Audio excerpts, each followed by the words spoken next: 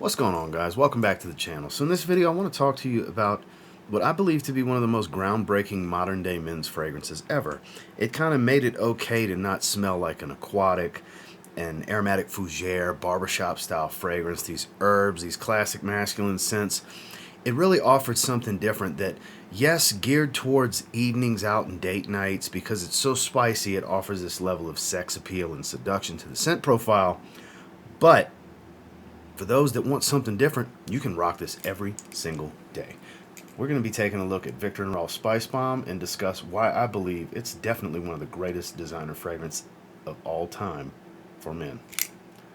Stay tuned.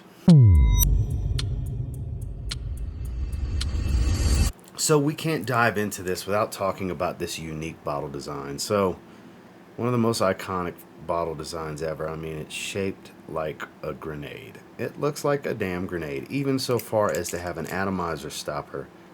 It looks like you're pulling the pin to set off the grenade. Fantastic atomizer as well. Really puts out. This is actually my scent choice of the day, and it's what sparked this video topic idea in the first place. This is, some would deem it to be a little on the cheesy side, because I know somebody's going to ask about batch codes. So let me get that to focus. There you go. There's the batch code for this bottle, like 2018 or something like that. It is a tester. Get the focus. See, it has the tester label on it.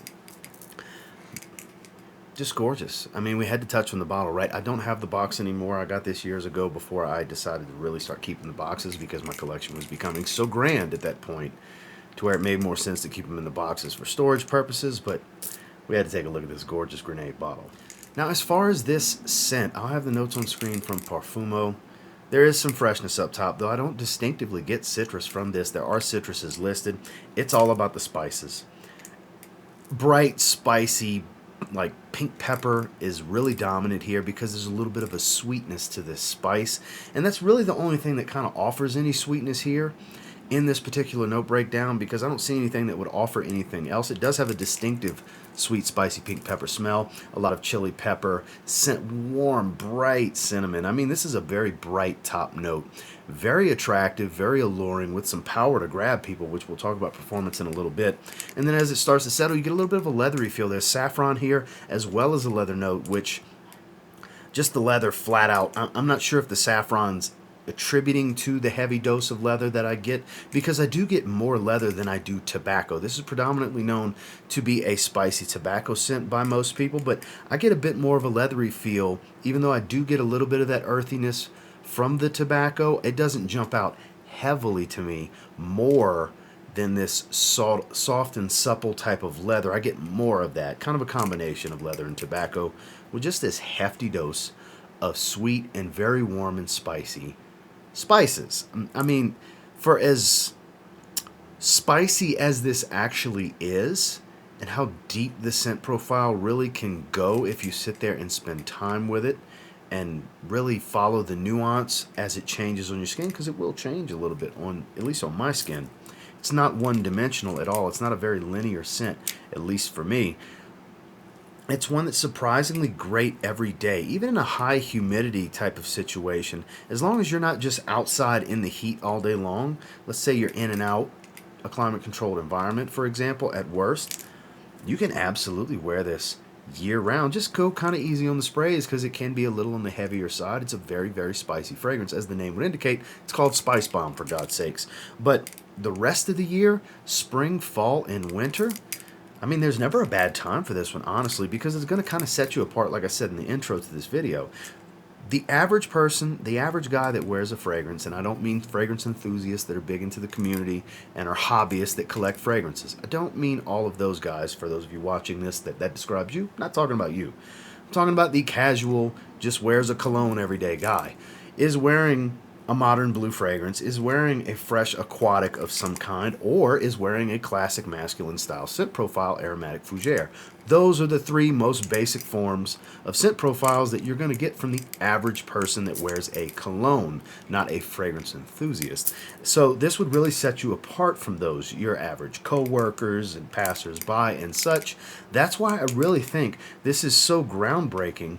It's been out for 11 years now, and it's sparked countless great flankers. Even Spicebomb Night Vision Eau de Toilette, I appreciate. In my opinion, there has not been a single bad flanker. The Eau Fresh that was an exclusive that turned into Spicebomb Fresh, amazing. I wish that would have never got discontinued. Spicebomb Night Vision Eau de Toilette and Eau de Parfum, both fantastic. The Extreme gets all the hype in the world and all the praise. Infrared was a fantastic release, and at the recording of this, we're supposed to get Spicebomb Infrared Eau de Parfum, which I will buy immediately upon release in the US, which is what I've done with most of the flankers. The last 2 or 3 flankers, that is what I did, because they can do no wrong in this line for me personally. They've yet to, so until they disappoint me, I'm all in for this. And the base DNA, in my personal opinion, is the ultimate version of this scent. They all managed to stay true in some form or fashion to this original fragrance. So not only is this one of the most groundbreaking and greatest men's designer fragrances of all time, it sparked one of the greatest men's designer fragrance lines of all time, in my opinion. Because like I said, as far as I'm concerned, there isn't a single bad flanker among them. Now, in regards to performance, this is where it's kind of all over the place, because older bottles did perform better. You'll see people hunting down 2013 and 14 and 15 bottles and stuff like that. I want to say this is like a 2018 bottle, something like that. It performs great for me. It's every bit of a 7 or 8 hour fragrance on my skin. That's plenty. I know there's some that used to get 10 to 12 hours. I don't necessarily need all of that. So it depends on, I guess, technically which batch you get. I don't like to play the batch code game, but I know a lot of people do. That's why I showed you the batch code on my bottle, for example. I get around 8 hours pretty much every time I wear this one. I'm wearing it today. I fully anticipate 8, maybe even 9 or 10 hours on my skin, because it's a pretty mild day in the low 50s outside. I do have 4 sprays around the neck and 1 spray on my forearm to just randomly enjoy for myself, which the leather and the tobacco is really starting to set in. I've had it on for about an hour and a half now. Just a gorgeous fragrance that has really good longevity. Projection has that captivating power to it. In the first hour and a half to 2 hours, it reaches out and grabs people. This is not a room filler. Now, if you spray this one on the moderate to heavy side, in the first hour, yeah, it's going to fill a room. It's bright. It's a very bright and aromatic and ozonic type of fragrance without having a lot of ozonic and aromatic notes. It's, like I said, very, very bright the way this is composed.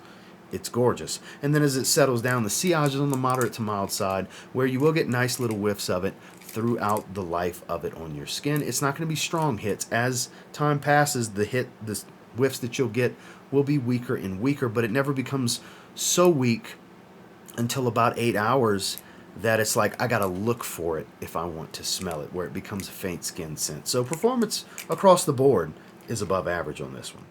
My final thoughts on Spicebomb from Viktor and Rolf, the original. I love this fragrance. Like I said, it's going to be in the title somewhere. It might even be in the thumbnail about this being one of, if not the greatest men's designer fragrance of all time. It's just how I feel. A bunch of people aren't going to agree. Some people may follow my train of thought and be like, you know what, maybe so. It's all just opinions, right? So with this one, my final rating on this, I've always thought this to be an outstanding fragrance. Like I said, I love all of the flankers, but I love and appreciate the original the most.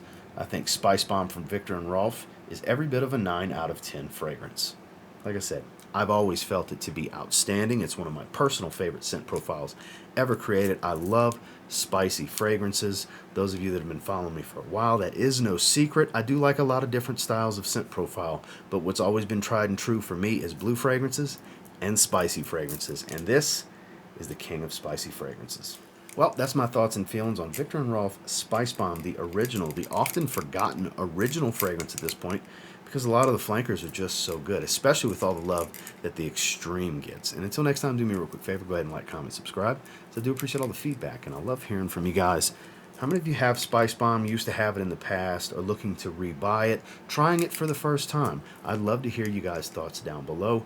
I'll try to have a link to where I can find it for a really good price if you're interested in picking it up, because it is worth having in your collection. Obviously, you want to try it before you buy, but if you've already tried it and you're just looking to grab another bottle, like I said, I'll have a link down below.